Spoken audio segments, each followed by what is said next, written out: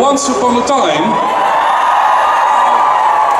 Nou, ik kan nu heel lang een praatje gaan doen en wat dan ook. Laat ik één ding zeggen. Ik ga een kwartiertje, 20 minuten met haar praten en daarna mogen jullie de vragen stellen.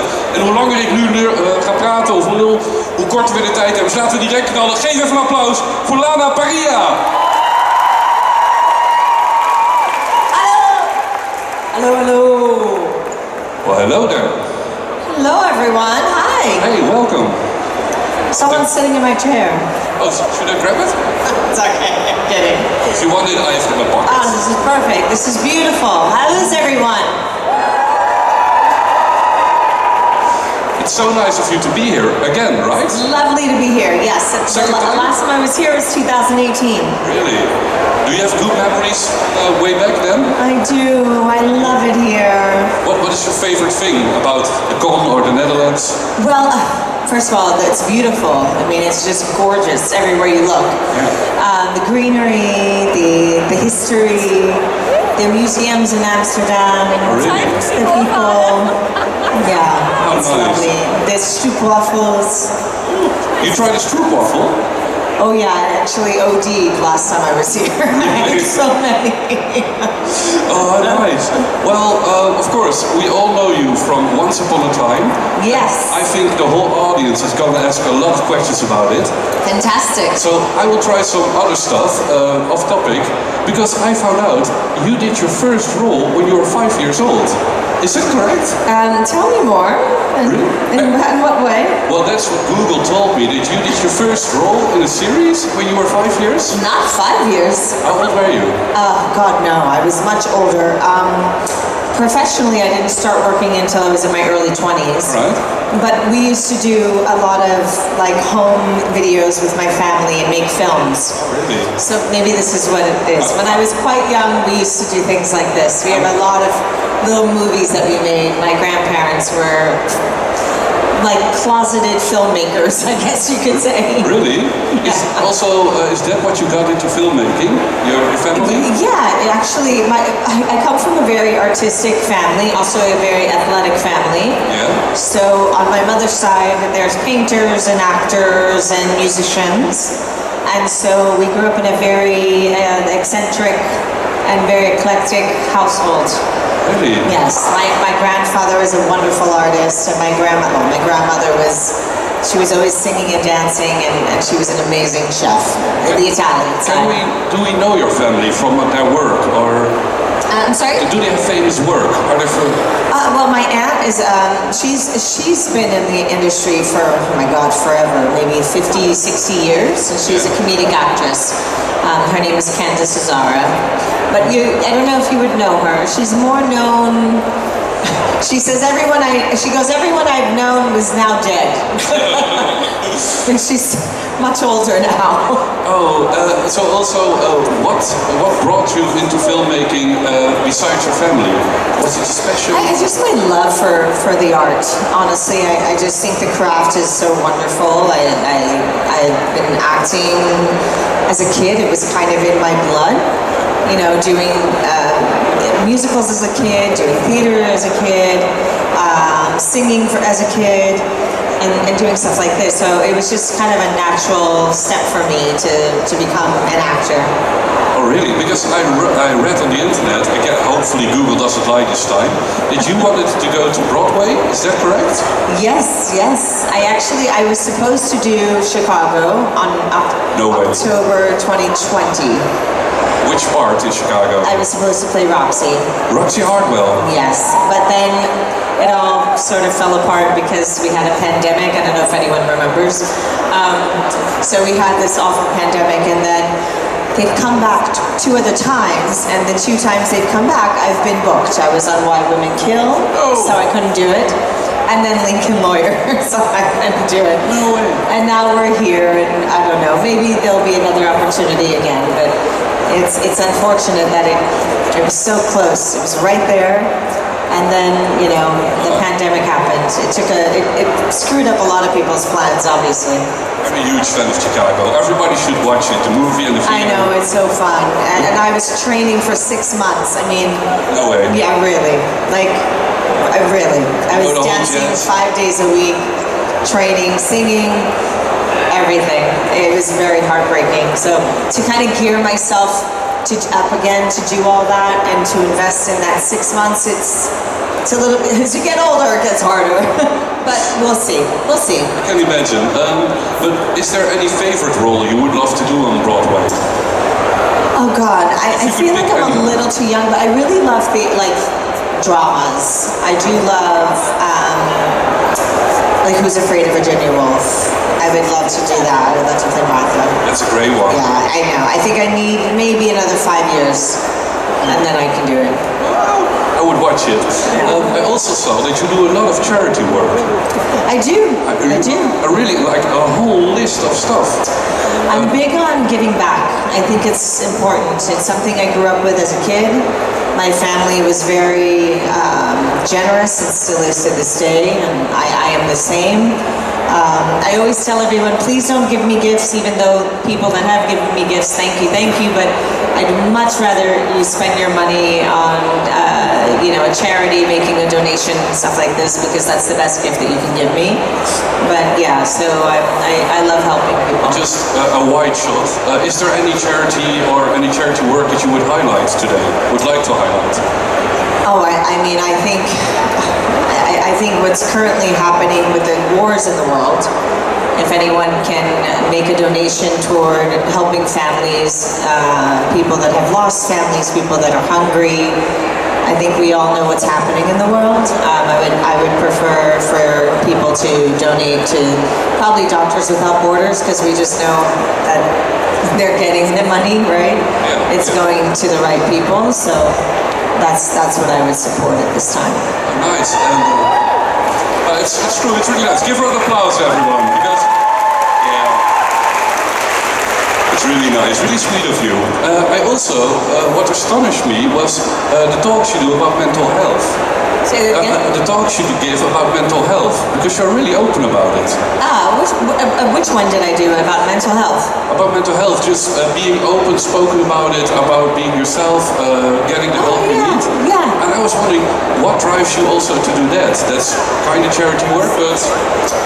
I'm so sorry, it's so loud, it's really hard to hear you. What drives you to talk about mental health? Well, I think mental health, I mean, I've touched upon it. I haven't quite spoken that openly about it, but I think it's something that everyone struggles with on some level, and I think there's a lot of people that are probably feel a lot of shame about whatever they're struggling with, and I just think the more you sort of express what's going on, the less trapped you feel in your life. So if you're struggling with something, I mean, obviously you don't have to go live on Instagram and exploit everything to the world or whatever, but you can find an outlet, be it with a journal or a friend or a psychologist. It's just critical to be able to get out whatever's trapped inside, because I find it very freeing, and then also when you share your story, you realize that you're not alone in the world, that a lot of people are struggling in very similar ways. Very sweet again. Very nice. And of course, the work you did. I will get into Once Upon a Time, don't worry. But you did a whole lot of stuff. You did 24, you did Lost. What is your favorite project that you ever did besides Once Upon a Time? Oh, well, there's been many, and for different reasons. I would say I did a show called Swingtown that was very short-lived. I played a character named Trina Decker. It was set in 1976, and I was the advocate for open marriage, which is something I didn't really, understand until I started studying.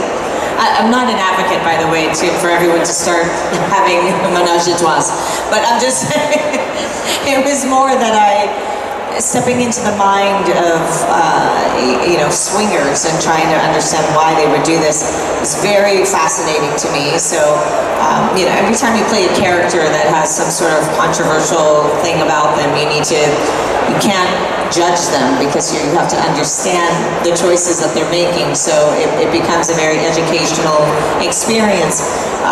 But that character, for so many reasons, was so fun, and the people I worked with I loved. tremendously, or who are still some of my good friends to this day. I also did another show called Why Women Kill, and to this day, all of us, the girls on that show and I, we're such great friends. They're like, we have a beautiful sisterhood.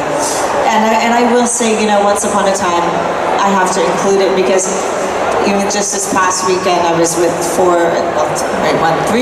I was the fourth. There are three beautiful, fantastic women whom I love dearly, and when we're all together, you just realize that, oh my God, like they're so special. So you can really, it's the part that is wonderful, but it's also the community that is built when you really are, you know, working on something you love, but then you're also working with people that you love, and therefore the experience is that much better all around. Yeah, let's give her an applause again, everyone, because. And now I'm just curious, because I was a huge Lost fan. You were also on that. What was it like to be a part of a show like Lost, with also a huge pop culture fan base? Okay, so Lost, I started watching initially because Jorge Garcia and I have known each other since we were, I think I was 18. I played Hurley, and we did a lot of theater together. So you know, as fellow thespians, you always support each other. So we would always watch each other's shows, etc. And so I started watching the show, and then I became a fan of the show, and I met JJ Abrams. He and I share actually some really good friends, best friends. And so our circle became, you know, very small in that regard. So I was also supporting him and watching the show. And then I became a fan. And then I ended up, actually, I auditioned for the pilot for, oh my God, now her name's escaping me, the main girl. Is she not here? No, she's not here. She's Evangeline. So I initially auditioned for that early on. Obviously didn't get it. And I auditioned for the show multiple times and didn't get it. And then I auditioned again, and I got it. But I think I got the part. I got a different part. I was like, wait, I thought I was playing the other role.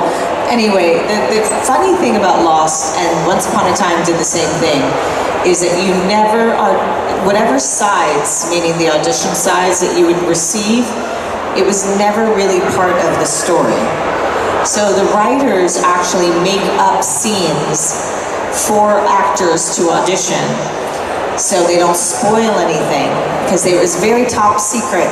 So Lost and Once Upon a Time, the same writers, different producers, but same writers. But really? Yeah, Adam and Eddie also were the two top writers of Lost. Adam Horowitz and Eddie Kitsis were the two main producers and creators of Once Upon a Time, and they were also two of the top writers of Lost. And so they sort of follow the same formula, which is never release the real story, and so the actors never knew what part they were really getting. And then once you got the part, you had to sign all these NDAs. You could never talk about what was happening. You could never spoil anything. And so everything was top secret. But stepping onto that set, being in Hawaii, walking into the trailer, the wardrobe trailer, and seeing Sawyer's clothes, because everyone had a crush on Sawyer.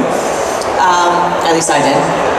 And I was a little bit starstruck, and then it was wonderful. They embraced me, and every morning we went surfing. I learned how to surf, and it was beautiful. I had a really good time. I think I was there for about 6 weeks. Really? Yeah. For just 2 episodes, 6 weeks? I only had 2 episodes, but I was there for 6 weeks. I understand. I may have extended a little bit. Jorge put me in his guest house. Great. And of course, you said it already, Once Upon a Time.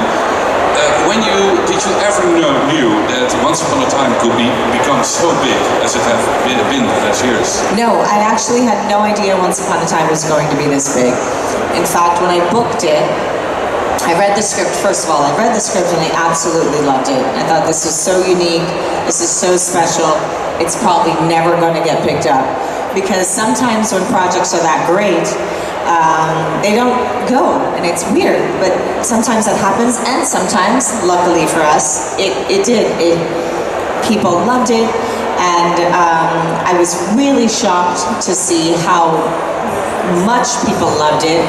But I remember filming it going, oh my God, this is really special. And in fact, I moved up to Vancouver. I was living in a townhouse right before I moved up there to film the pilot. Sorry, not the pilot, the series. We went and filmed the pilot, then we got picked up to do the complete series, and I had to move.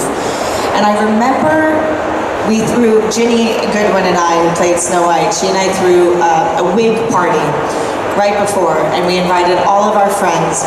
And I remember hugging people and kissing them like I wasn't going to see them for a long time. And when I have a big emotion like this, it means something. So I thought, oh God, I think I'm gonna be gone for a while. And I put all my stuff in storage, and I drove up there, and Ginny in her car with her cats, and me and mine with Lola, and at the time my cat Lenny. We drove all the way up there and ate McDonald's, and then got there, and it started. And once the second episode started, it was like a runaway train. I mean, the momentum just kept going, and it was, you were now in this like crazy bubble, and it was just unreal with the costumes and the stories and the fairy tale land and the woods and all of the different colors and sides, and you know, the duality of characters. It was just unlike anything I experienced, and then it became this giant hit. And what is it now? What are we, 2023? Yeah, 12 years later, people are still discovering this series, and it blows me away every time. I'm just like, wow, I had no clue that I would ever be a part of something this dynamic and this, you know, successful. And I can't tell you how grateful I am. It's a beautiful experience. It has been a beautiful experience, and seeing all of you here, all the times that I get to do conventions, it's just a reminder of how, you know, how wonderfully impactful this show was. Not just for those of us that were involved, but to the audience. It's very special. And did you also knew for which part you were auditioning? Yes, Yeah? that time I knew which part I was auditioning for. Yeah. And what did you do to prepare yourself for the audition? Oh God, you know, it's interesting. I kind of did something I don't really understand, but I think I just went to a different place inside, and I understood this woman. I didn't look at her as the Evil Queen Disney from Snow White and the Seven Dwarfs. I looked at her as a very conflicted woman who had a lot of pain, who was very angry and felt like there was something taken from her. I knew that she lost someone from the pilot episode. I had a dream that someone died, and this is why she became this way. And they didn't write that episode until I think 17 or 18. So when I told Adam and Eddie, I said, she lost someone died, and that this is what's turned her this. And he goes, how did you know this? And I said, I dreamt it. And they said, okay, you're in our heads. And I said, I guess so. So I think I was just always meant to play this part. I really think that, you know, villains can get really stuck and trapped in a tone that is very singular. And I think when you're playing a villain, you really, really have to show the many, many sides and colors to understand the why they are the way they are. It's intense to hear. I can ask a lot of questions about what's I keep talking. I don't know what happened. I was literally in a coma for 45 minutes. They were shaking me to wake me up, and I was like, now I'm like, blah, blah, blah, blah, blah, blah, blah. I can confirm. In the green room, you were just laying. You're sorry. Yeah. No one could wake me up. I was passed out cold. They thought I was dead. But clearly I'm not. Hi. Maybe we can do some questions from the audience. Questions. Yeah, because they probably have much better questions than me. Let's No, you listen. were wonderful. Thank you. No worries. Thank you. Hey, I actually I wanted to give you something, not something I bought, I made it myself, just 2 bracelets. Can I just give them? Well, Yes, you know, you can give them to either someone next to you Okay. or at the autograph table when I'm there. Alright, Thank and you. my question is, what character do you relate to the most? Is your personality like the most, but it cannot be a character you have played? Oh God, good question. myself. You know, that's going to take some thinking. I don't think I can answer that question right away. I'm not sure. I don't know, a character that's like... Is there any other fairy tale you would have loved to play beside the Evil Queen? No, I mean, honestly, I really loved Ursula, even though I don't relate to her, but she is a wonderful villain. But anything Disney related, there's really nothing. I would probably say someone super powerful and I don't know, maybe the Queen of Dragons or something from Game of Thrones. Yeah, I would love to see you do it. Well, thank you for the question. And for all the other questions, just know we love the questions, but we can't accept gifts, hugs, or anything, even though it's very nice to hear. So I know, I can receive them energetically. Thank you. Hi, so I was wondering, my mom absolutely loves you and she's the biggest fan of Once Upon a Time. And I was wondering, I love Lincoln Lawyer a bit more, so I was wondering, which did you like better, Once Upon a Time or the Lincoln Lawyer, or what was your favorite memory of that? Well, you know, it's hard because, first of all, I'm not a person that has a lot of favorites, you know. And because every experience is so unique in so many different ways. I would say playing Lisa from Lincoln Lawyer was very refreshing in the sense that I felt like I can just be myself more. I felt like she was more relaxed and, you know, kind of flirty and fun. And but the Evil Queen and Regina, I played those characters for 7 years. There's nothing that can compare to that. The length of time of telling the story, you know, compared to 10 episodes on a television series. Was it 10 or 13 episodes? 10. There's really no comparing. I grew as an artist playing the Queen, Regina. So, and I think with every role I play, I grow. But I would have to say thank you for loving me as Lisa, but I would have to go with the Queen. Thank you so much. Well, now I want to know, what's the biggest difference that you noticed in yourself in those 7 years, starting with Regina and ending with Regina? I mean, I became a director, I became a better actor, I you know, made mistakes and I learned from them. You know, my ability to kind of process, you know, character development and how quickly I can look at something, it's like anything. If you play an instrument for 7 years, you're going to be much better at playing piano in 7 years than you were in the first year. So it's very much like this. It's an instrument, right? You're the instrument. Yeah. And so the more you do something, the easier it becomes. Know your own strings. Yeah, it becomes easier, but it also becomes more complex and really dynamic in so many different ways. Nice. And let's go to the next one. Hello. Is it?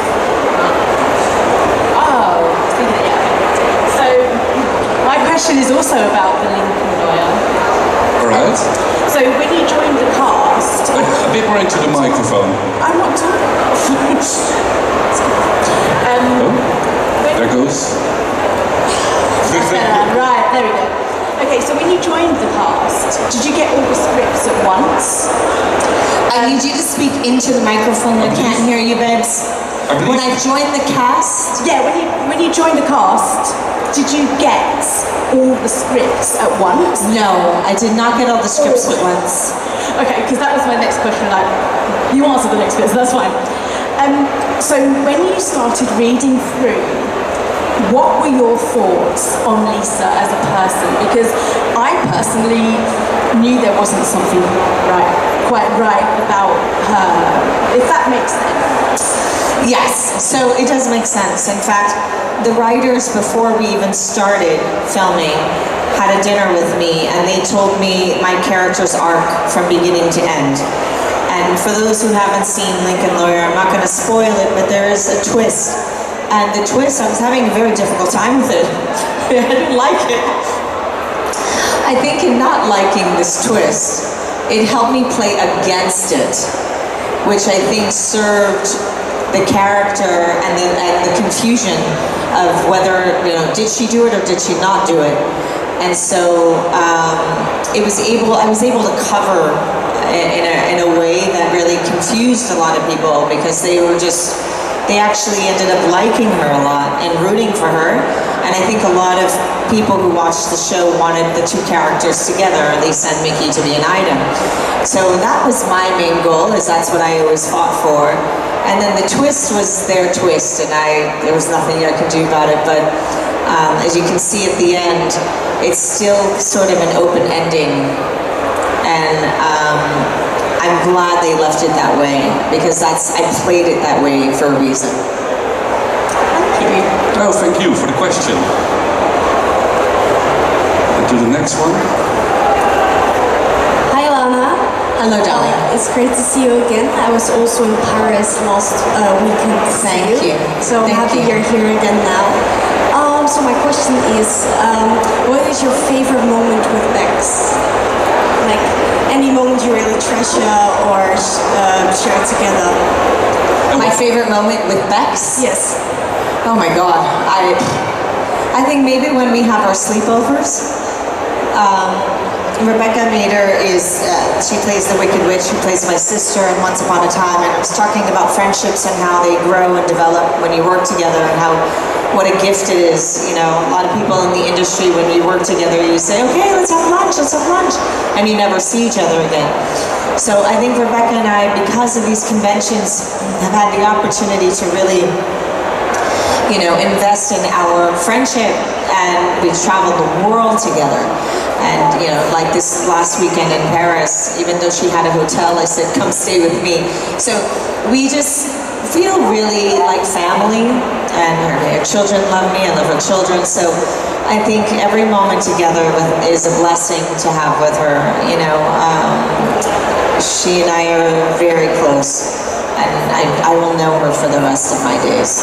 And I know she feels the same. So every moment with her is wonderful and fun and silly, and we laugh. She says I'm one of between Sean and I think we're the two funniest people she knows, which is great, because I think for people that know the three of us, they're more the clowns, but my humor is more private and behind closed doors. I don't act as funny and silly and goofy as they do in public. But behind closed doors, she knows my humor. Thank you. And another quick question. You were just talking about Broadway and theater. Would you happen to know which musical theater character I'm cosplaying as right now? Yeah, it's really hard to... Oh, right, sorry. I can't really hear you, but I am a little concerned. No, I just want to be mindful, because we're only really allowed to ask one question, and there's a lot of other people, and I want to be fair. I'm so sorry, darling. No, just but maybe you can ask me at the autograph table, if that's okay. Oh yeah, sure. Okay, thank you. Well, thank you. And I had also one question. Have you guys ever done a reunion? Have you guys ever done a reunion from Once Upon a Time? Yeah, I mean, Sean and Rebecca and I get together frequently.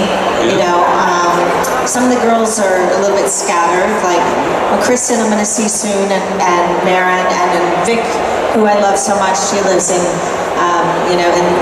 she lives in Europe, so it's really hard to see everybody. But I think the group, the people that have stayed close, there's not many of us, but the ones that have are very special to me. So hello, Lana. I was also at the Paris convention last week, and it was the first time I saw you, so thank you for everything again. And I have the question, if you have an artist that inspires you like very well, who is this? There's so many actresses that inspire me. Oh my Lord. God, I love Glenn Close, I love Rachel Weisz, I love, God, I can see her face from Titanic, and I can't even say her name. My brain's still in a coma. From phenomenal actress from Which movie? From Titanic. Kate Winslet? Thank you, Winslet. I love her. I love. Oh my God, there's so many. Tilda Swinton. I love Toni Collette. There's so many. I admire many actors, and then not just women, but a lot of men too. You know, like Gary Oldman's probably one of my favorite actors. Benicio del Toro. I wish I could marry him. I don't know how that would work, but it's great fantasy. He's an amazing actor. What a great taste. Glenn Close, Tilda Swinton. Yeah, I know. There's so many. I mean, there's so many great talent out there. I mean, yeah, I admire a lot of people. Yeah. Okay, Thank thank you. you a lot. Thank you a lot. Kate Winslet, I think, is just phenomenal. She's insane. She's wonderful. Yeah, she's wonderful. Hi, Lana. Hi. You once said on a panel that you did read Swan Queen fan fictions, and I wanted to ask if you remember which one it was and what it was about. Only the first part of your question. Could you repeat it? You once said that you read Swan Queen fan fictions. You once said you read tons of fan. I've read a Swan Queen fan fiction. Yes. I don't remember which one. I flipped through them. There's a lot. I have to be honest with you.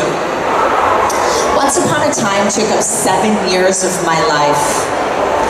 For you guys, it was an episode each time. For me, each episode was 9 days and about 120 to 150 hours, maybe even more per episode.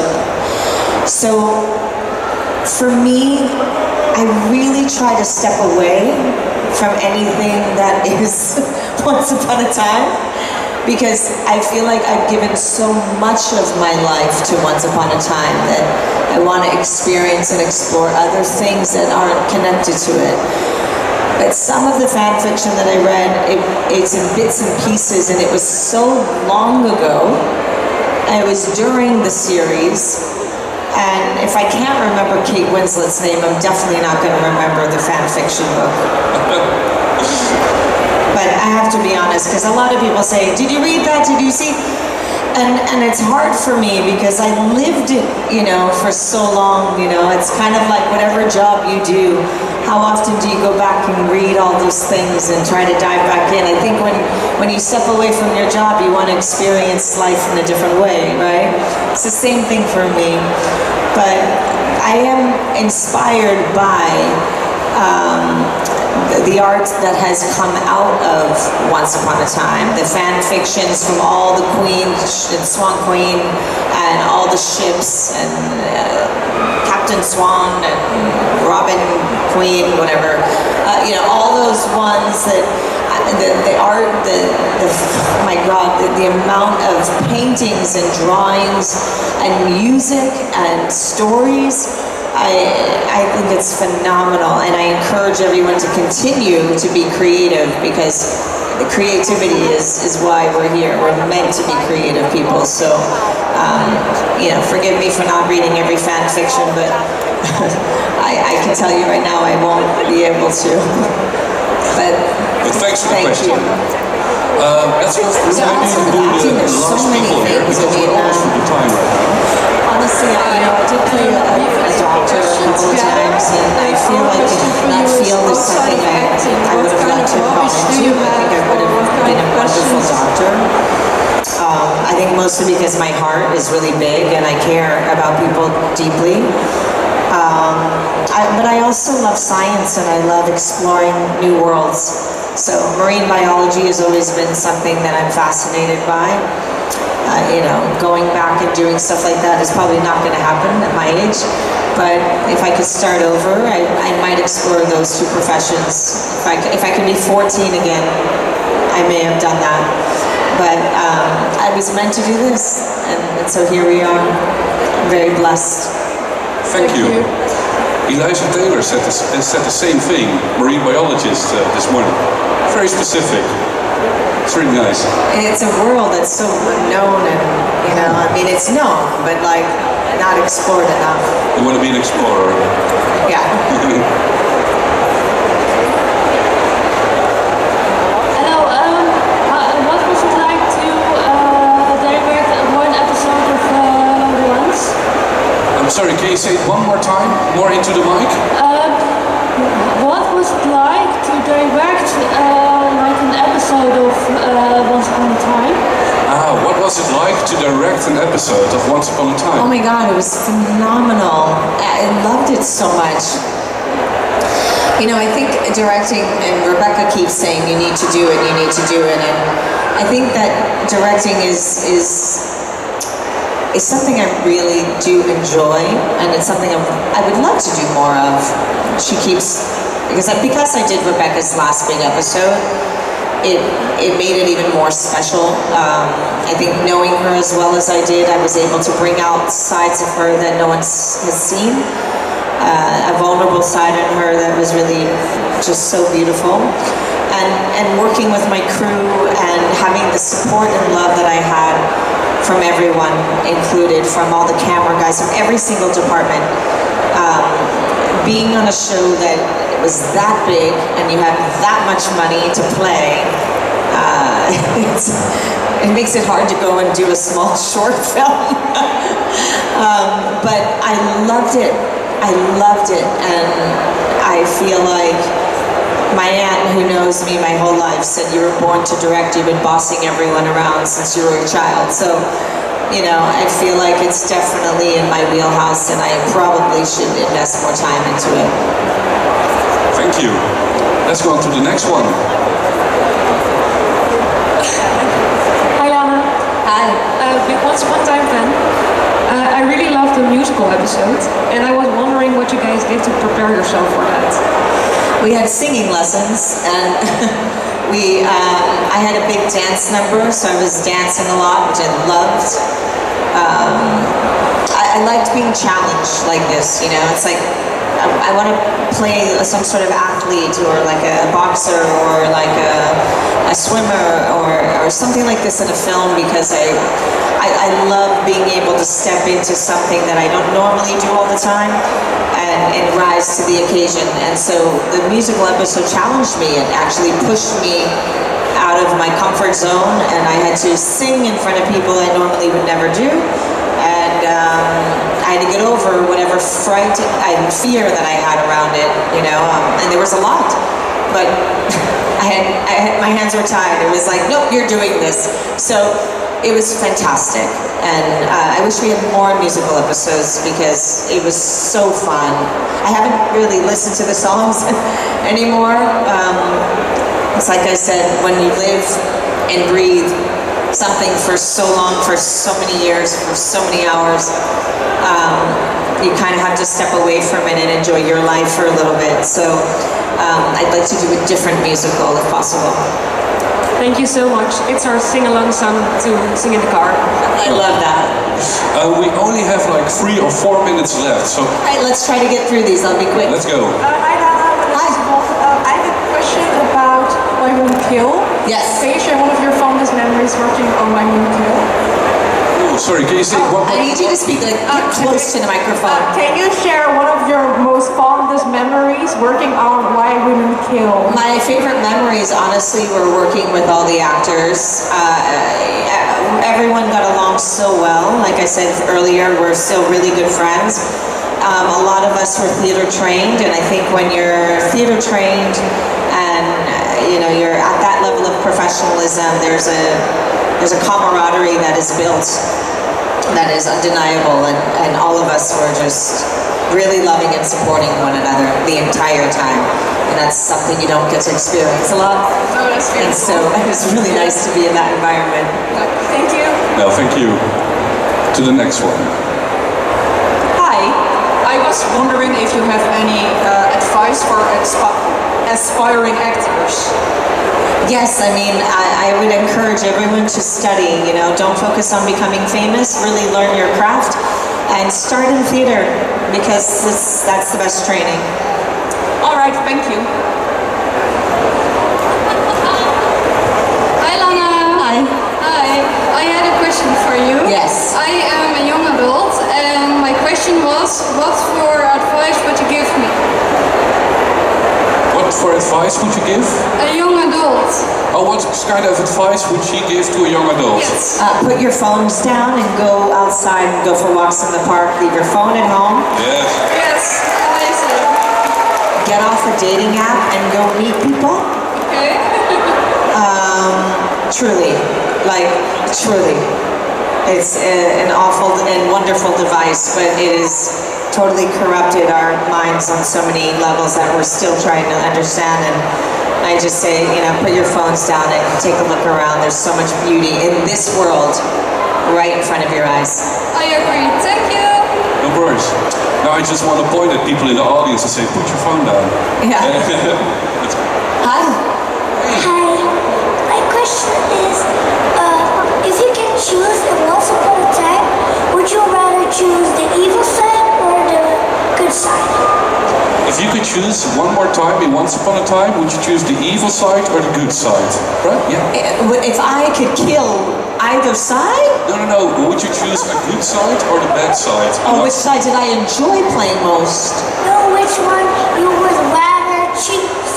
Oh, keep.